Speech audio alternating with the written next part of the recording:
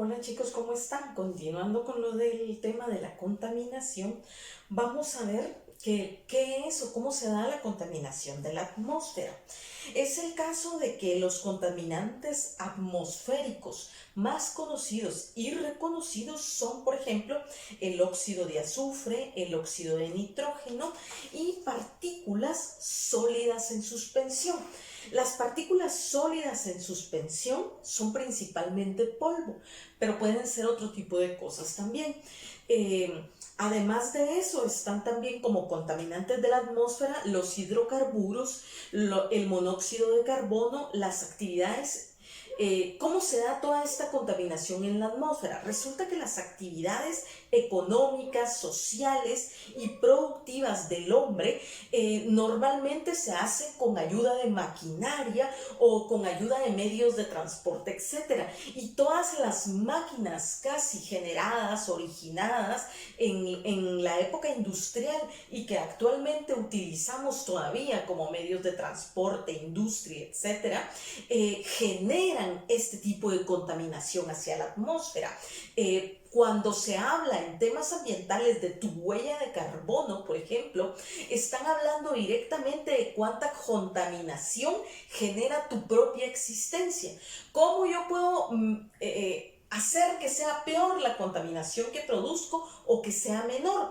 De la siguiente manera, por ejemplo, si yo voy a comprar una mantequilla, una cosita simple como una mantequilla, y yo compro la mantequilla que dice que es producida en Australia, o compro la mantequilla que dice que es producida en Guatemala. Ya la mantequilla se va a utilizar la misma cantidad de toda la contaminación para producirla en los dos lugares seguramente. La diferencia va a ser que la mantequilla que se produjo en Australia se le tiene que agregar la contaminación que genera su transporte hasta aquí.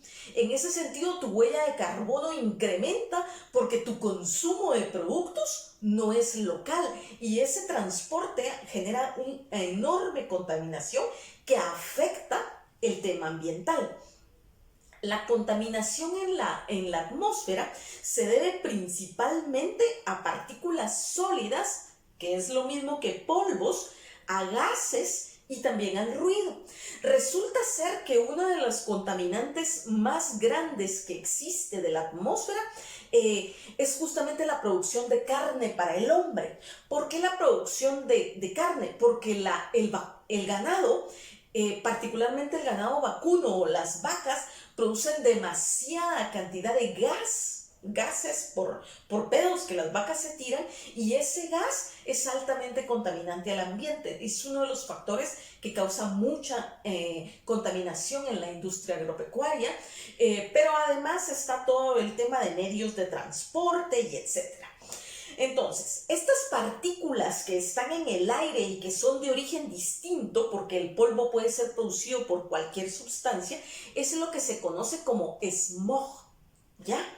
Y estas partículas se pueden estacionar en determinados lugares y pueden generar inclusive nubes envenenadas y pueden generar además cambios en la temperatura del lugar. En la capital principalmente se ha visto a veces severamente afectada por la ceniza que cae de algún volcán. Eso genera un smog porque ese polvo está todo el tiempo en el ambiente y genera contaminación a la atmósfera mientras está en el aire. Contamina todo el aire y hace que lo que nosotros respiremos pueda ser contaminante. Posteriormente puede causar otro tipo de contaminación, pero eso en el aire lo primero que causa es contaminación atmosférica. Y en este caso es una contaminación atmosférica de tipo natural, porque es por una erupción volcánica, pero la que producen los carros, la que producen las industrias, no es natural, ¿verdad? Es debido a las interacciones sociales del hombre que tiene con la naturaleza. Y bueno, el recurso aire o el recurso atmosférico el sistema atmosférico se ve afectado por distintos tipos de contaminación que afecta a todos los países del mundo. Entre los principales asuntos que generan contaminación al aire en este país y en muchos otros tenemos, por ejemplo, el humo negro y el humo blanco, que es proveniente de motores obsoletos, no solo motores de vehículos, sino motores de cualquier tipo de industria que producen humos blancos o negros que están cargados de agentes industriales que transforman el aire. También hay contaminación atmosférica por los grandes incendios provocados en el mundo y por la poca regularización que existe al respecto de estos incendios forestales y cómo tratar la atmósfera luego de que exista un incendio forestal. La afectación de la atmósfera también se da por humo y por olores nauseabundos. ¿Qué produce este humo y olores nauseabundos? Principalmente es producido por la contaminación de enormes basureros o de descargas químicas que provocan lagunas químicas que se evaporan y generan gases químicos al aire. También por alto contenido de polvo o partículas de aire que hay en muchos lugares, principalmente por tipos de suelos polvorientos, por cenizas volcánicas y por el paso de vehículos o transportes sobre caminos que no tienen asfalto y que hacen obviamente que el polvo se levante. A eso se agrega el viento, la deforestación, la erosión de los suelos y el humo de las fábricas, tanto en áreas urbanas como rurales, lo que produce esta generación de esos humos de las fábricas puede inclusive llegar a producir lluvias ácidas. También los pesticidas, cuando se levantan o se mueven en el aire, cuando el aire es tanto que levantan los pesticidas, también genera contaminación en la atmósfera por tipos de fertilizantes o plaguicidas. De acuerdo al perfil ambiental de Guatemala, los principales factores que contaminan nuestra atmósfera son los siguientes: partículas totales suspendidas, partículas menores a 10 micras, es decir, que el total de partículas en suspensión en el aire, hay partículas que son más chiquitas que 10 micras, mucho, dióxido de nitrógeno, ozono, monóxido de carbono y deposición ácida. ¿Qué es la deposición ácida? Son lluvias ácidas, justamente lo que genera las lluvias ácidas, y sólidos totales de precipitación, que viene con lo mismo de las lluvias ácidas.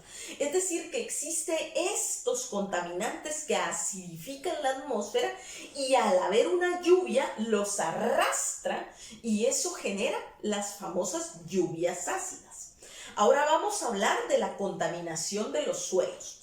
Bueno, tenemos que la contaminación de los suelos puede darse de manera directa a distintos factores. El primero es el sobrepastoreo, seguido por la deforestación, luego la sobreproducción agrícola, los basureros a cielo abierto, el desarrollo urbano sin planificación alguna o con parámetros ambientales para su crecimiento, los cambios en el uso natural del suelo, la extracción de productos minerales y bioquímicos, la derrama o entierro de materiales peligrosos, el uso de químicos y agroquímicos prohibidos. Resulta que hay agroquímicos que están prohibidos en el mundo o en gran parte del mundo, pero en algunos países como Guatemala o países en general del llamado tercer mundo aún no están prohibidos y son muy malos y se echan a los suelos y dañan de manera grande los suelos en ese tipo de cosas. Luego, con lo que se refiere a derrama o entierro, resulta que algunas industrias es tan contaminante el residuo que producen que no hay una forma de manejarlo en el país. Como no hay una forma de manejarlo en el país y tampoco existen regulaciones que los obliguen a ver qué hacen, lo que resultan haciendo es enterrando estos residuos de carácter químico que evidentemente dañan los suelos y causan enormes contaminaciones al suelo, posiblemente hasta el agua, por el entierro de estos agentes químicos, ¿no? Los basureros a cielo abierto obviamente causan enormes contaminaciones y es obvio que la deforestación pues crea daños permanentes en los suelos, ¿no? De hecho es uno de los factores que tiende a causar la erosión de los suelos para terminar con la posible desertificación o conversión del suelo, a desierto.